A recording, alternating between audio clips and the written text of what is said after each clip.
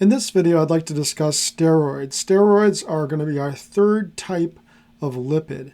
Steroids are lipids that are composed of 4 carbon rings. So structurally, steroids are very different from triglycerides and phospholipids. Recall that triglycerides had a glycerol backbone, which is a 3-carbon organic molecule.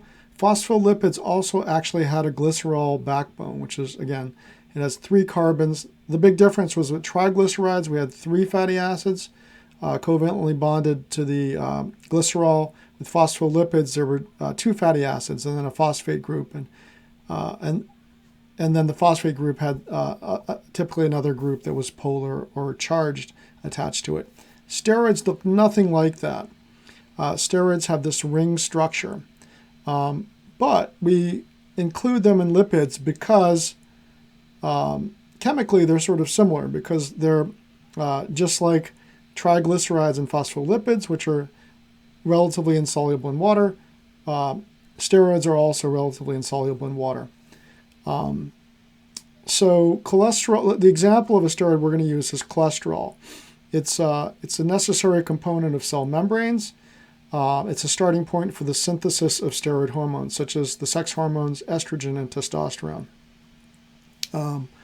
And finally, well, you can look at the let's look at the picture here. We have cholesterol, and you can see it as the 4 carbon rings. So remember, at each point where the lines come together, there's actually a carbon there. It's just not shown. So there's a carbon backbone. You can see a hydroxyl group, the OH group at one end.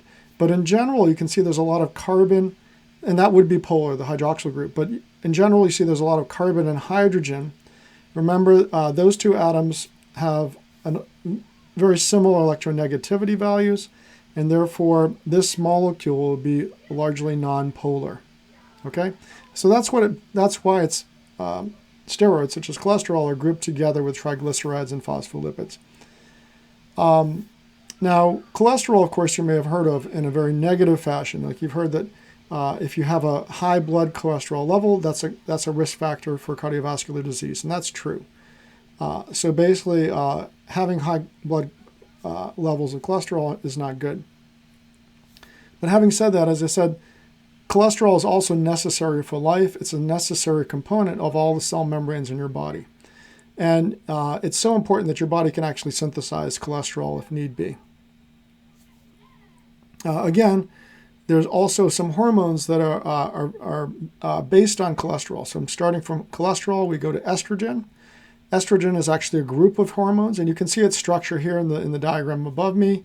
The structure here is actually for estradiol, which is one of the estrogen hormones. It's the most prevalent one. It's the most important one. And you can see how it's very similar to cholesterol. Again, it has 4 carbon rings, but you can see it's also structurally a little bit different. Now, another related molecule is testosterone. You can see that it's actually very similar to estrogen, but there's a subtle difference there.